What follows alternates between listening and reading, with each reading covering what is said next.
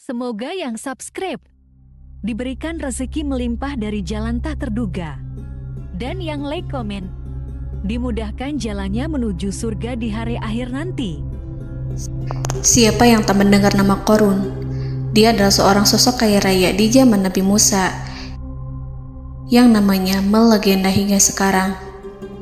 Kisahnya diabadikan dalam Al-Quran, bahkan menjadi peribahasa atau ungkapan di masyarakat guna menggambarkan seseorang yang mirip dengan tabiatnya atau menisbatkan harta yang ditemukan terpendam dalam tanah sebagai harta Qorun. Qorun adalah miliarder kaya raya yang hidup sejaman dengan Nabi Musa. Saking kaya rayanya, Qorun setiap kali keluar dari rumahnya, ia didampingi dengan 300 pelayan laki-laki dan 300 pelayan perempuan. Qorun juga dikawal oleh 4.000 pengawal yang diiringi 4.000 binatang ternak ditambah 60 ekor unta yang khusus membawa kunci-kunci gudang penyimpanan harta kekayaannya itu. Itu dilakukan semata-mata sebagai bentuk kesombongan bahwa dialah manusia paling kaya, paling terhormat, dan memiliki pengikut setia. Ia merasa lebih mulia dibandingkan Nabi Musa alaihissalam. Orang-orang tentu saja akan penasaran seberapa banyak harta kekayaan Qorun jika pengawal dan pembawa kunci gudang kekayaannya sebanyak itu. Lalu berapa banyakkah harta yang dimiliki Qorun yang disimpan di dalam gudangnya tersebut? Sebelum saya melanjutkan, dimohon untuk menonton video ini sampai selesai supaya tidak ada kesalahpahaman dalam memahami isi cerita, serta mohon bantu channel ini semakin berkembang dengan cara tekan subscribe dan silakan tinggalkan like serta komen positifnya. Semoga dukungan pemirsa Risalah Kehidupan bernilai pahala dan menjadi wasilah dimudahkannya segala urusan pemirsa sekalian.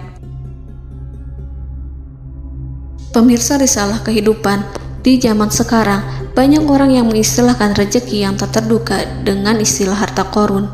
Lalu dari manakah sumber harta kekayaan Qorun yang sangat luar biasa itu? Serta di manakah Qorun dan hartanya ditenggelamkan? Siapakah Qorun dan bagaimana kisahnya dengan Nabi Musa?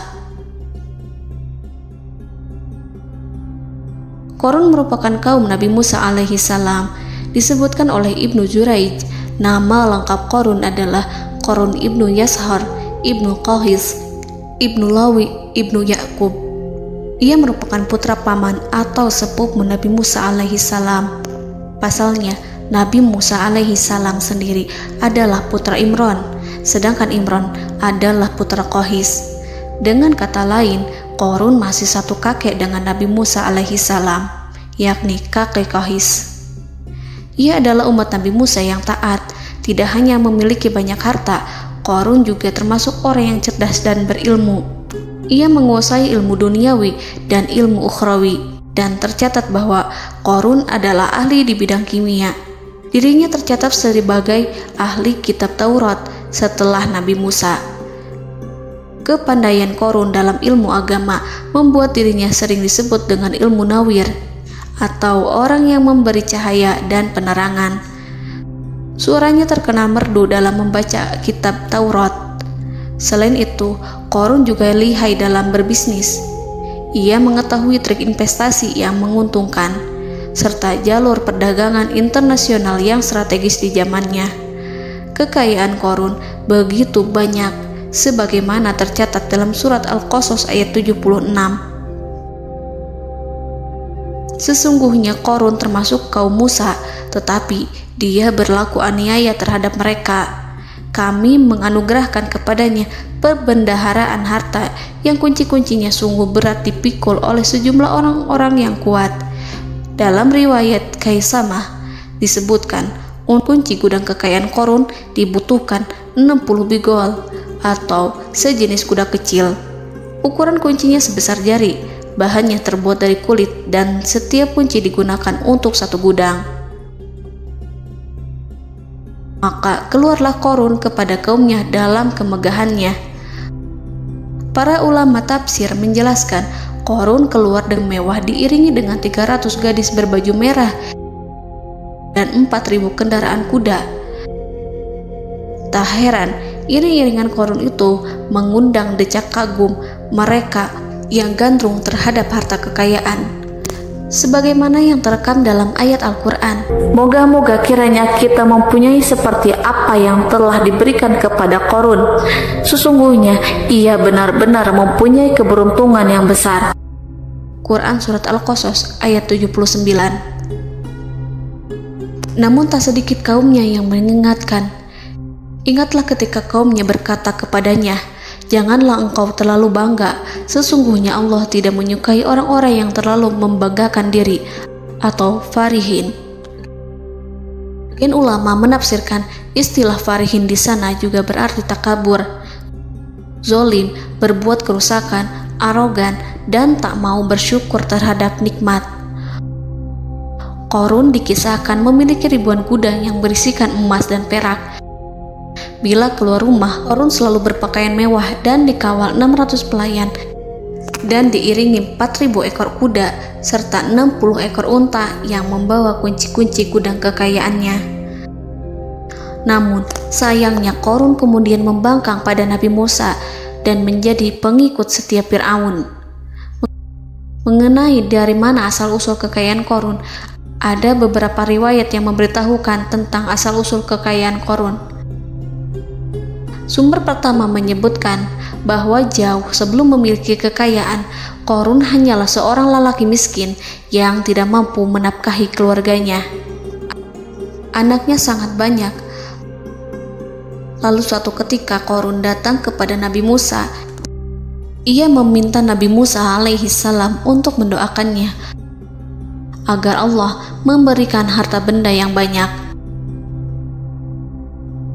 Qarun juga meminta Nabi Musa mengajarinya ilmu kimia dan ilmu-ilmu kehidupan lainnya. Qarun dikenal sebagai orang yang soleh dan mengikuti ajaran Ibrahim dengan baik, sehingga tanpa pikir panjang, Nabi Musa alaihi salam menyetujui permintaannya. Allah Subhanahu wa ta'ala mengabulkan doa Nabi Musa. Qarun diberikan kecerdasan luar biasa dan menguasai ilmu yang telah diajarkan kepadanya. Qarun menguasai teori dan praktik pembuatan emas permata dan beragam perhiasan mewah lainnya. Ia juga pakar dalam ilmu arsitektur, rancangan bangunan, penataan kota, dan lain sebagainya. Tidak lama setelah itu, hidupnya berubah. Qarun pun hidup dengan bergelimbang harta. Ribuan gudang yang dimilikinya penuh dengan emas dan perak. Namun, sayangnya, keberuntungan yang didapatkannya membuatnya gelap mata. Qarun mulai hidup dengan penuh pamer, keangkuhan, dan penuh kesombongan. Kekayaan yang diberikan Allah Subhanahu wa ta'ala membuatnya lupa dengan Sang Maha Pemberi. Qarun merasa lebih terhormat dan mulia dibandingkan Nabi Musa. Ia pun akhirnya membelot dan durhaka pada Musa. Ia mengingkari janji-janjinya dulu dan beralih menjadi pengikut Fir'aun yang setia. Loyalitas Qarun terhadap Fir'aun membuatnya diangkat menjadi kepala mandor yang membawahi ribuan pekerja. Dikisahkan bahwa Qarun bersikap semena-mena terhadap para pekerja. Ia tega memotong upah mereka. Ia melakukan korupsi demi membangun istana dan kemegahannya sendiri, dan untuk membangun gudang-gudang penyimpanan harta yang telah ia kumpulkan jauh-jauh hari. Ketika datang perintah zakat, Nabi Musa alaihi salam pergi menemui Qarun dan memerintahnya mengeluarkan zakat sebesar 1 dinar dari setiap 1000 dinar hartanya, 1 dirham dari setiap 1000 dirham, 1 kambing dari setiap 1000 kambing, dan seterusnya. Setelah Qarun menghitung seluruh hartanya, ternyata jumlah zakatnya sangat besar. Kekikirannya pun mulai menghalangi hatinya untuk mengeluarkan zakat. Qarun enggan membayar zakat ketika Nabi Musa alaihissalam menagih zakat yang diperintahkan oleh Allah untuk ditunaikan olehnya. Ketika Qarun dimintai zakat, ia langsung marah dan tidak memberikan sedikit pun kekayaannya. Dia berpikir bahwa harta kekayaan yang dimilikinya didapat dari hasil kerja dan usahanya, dan tidak ada kaitannya dengan siapapun, termasuk Allah Subhanahu wa Ta'ala. Janji Qarun untuk lebih taat beribadah dan membantu sesama jika diberi kekayaan oleh Allah dilupakannya. Dia mempergunakan kekayaannya tersebut dalam kesesatan, kezoliman, dan permusuhan, sehingga membuatnya menjadi sombong dan terlena. Orang-orang beriman pada masa itu sering menasihati Qarun untuk bersyukur atas nikmat yang telah Allah berikan, tetapi dia tidak mengindahkan nasihat tersebut. Dari sikapnya tersebut sudah jelas bahwa Qarun tidak membutuhkan nasihat kebenaran, bahkan merasa tidak takut dengan ancaman Allah. Sebab Qarun merasa sudah memiliki segalanya. Qarun merasa dirinya hebat dan pintar serta punya banyak pengikut setia, punya banyak pengawal dan merasa aman karena dekat dengan Raja Fir'aun. Qarun berkata, "Sesungguhnya aku mendapatkan harta ini karena ilmu yang ada padaku." Qarun sangat sombong. Ia merasa hartanya didapatkannya sendiri tanpa campur tangan dan kehendak Zat yang Maha Kaya, yakni Allah Subhanahu wa Ta'ala. Apakah Qarun lupa ataukah ia tidak tahu bahwa Allah telah membinasakan orang-orang sombong sebelumnya yang bahkan lebih kuat darinya, yang lebih kaya darinya, yang lebih banyak pengawalannya, lebih kokoh dan tak terkalahkan dibanding dirinya? Karena terdorong sifat kikir dan angkuh, maka Qarun membuat rencana untuk melakukan tipu daya agar dia terlepas dari kewajiban membayar zakat. Dia ingin menjatuhkan nama baik dan citra baik Nabi Musa. Kemudian dia mengumpulkan tokoh-tokoh konglomerat Bani Israel. Ia berkata kepada mereka, "Wahai saudara-saudaraku, terhadap apa yang diperintahkan Musa untuk membayar zakat, apakah kalian akan mematuhinya? Sekarang dia hendak mengambil harta yang ada di tangan kalian, maka pikirkanlah suatu cara untuk menghindari perintahnya." Para pembesar-pembesar yang dipanggil kemudian menjawab, "Wahai paduka Qarun, engkau lebih besar daripada kami.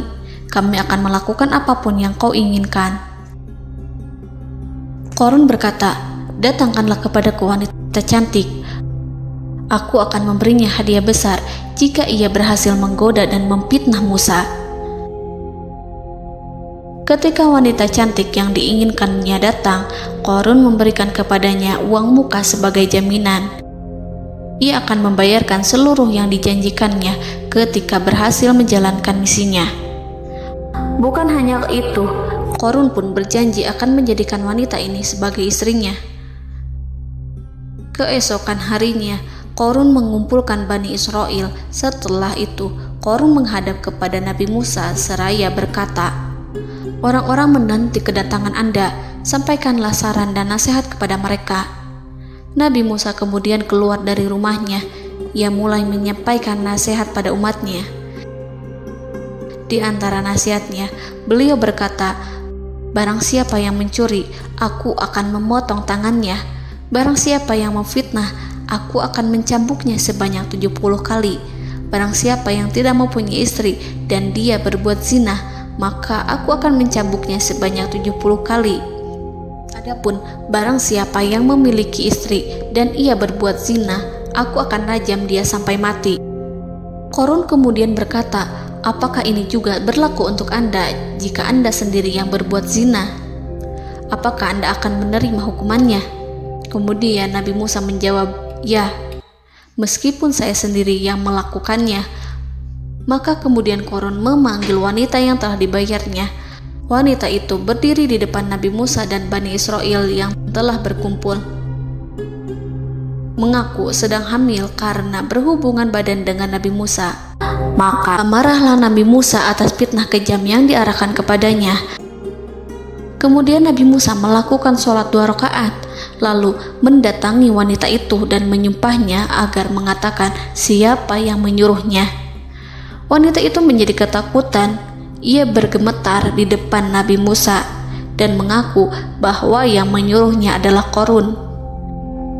Lalu wanita itu bertaubat dan meminta maaf kepada Nabi Musa.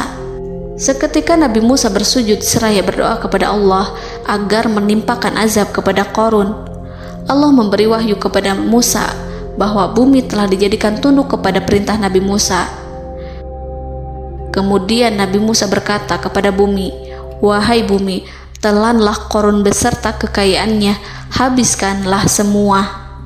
Kala itu Allah menurunkan wahyu kepada Musa alaihissalam untuk memerintah bumi apapun yang diinginkannya. Begitu Nabi Musa alaihissalam datang dengan wajah sangat marah, barulah Qarun merajuk, "Wahai Musa, sayangilah aku." Sementara Nabi Musa alaihissalam tak bergeming. Beliau lantas berkata pada bumi, "Wahai bumi, ambillah mereka." Seketika rumah Qarun mulai bergetar. Qarun dan antek-anteknya mulai dibenamkan hingga bagian lututnya. Rumahnya ikut turun sedalam lutut. Qarun kembali merajuk, "Sayangilah aku Musa." Rumahnya kembali berguncang. Kini Qarun dan kawan-kawannya kembali terbenam hingga pusar. Demikian pula rumahnya. Qarun terus merajuk, "Wahai Musa, sayangilah aku." Sementara Nabi Musa alaihissalam kembali meminta bumi, "Wahai bumi, ambillah mereka." Rumah Qarun berguncang lagi, sementara Qarun dan kawan-kawannya terus terbenam hingga bagian tenggorokannya. Demikian pula rumahnya. Qarun lagi-lagi menjerit, "Wahai Musa, sayangilah aku." Namun Nabi Musa alaihissalam tak bergeming. Beliau terus meminta bumi menelannya hingga akhirnya Qarun dan kawan-kawannya hilang seluruhnya ditelan bumi. Tak lama setelah itu Allah berkata, "Wahai Musa, apa yang membuatmu bersikap demikian? Padahal demi kemuliaanku, andai dia Qarun berdoa kepadaku, niscaya aku akan rahmati.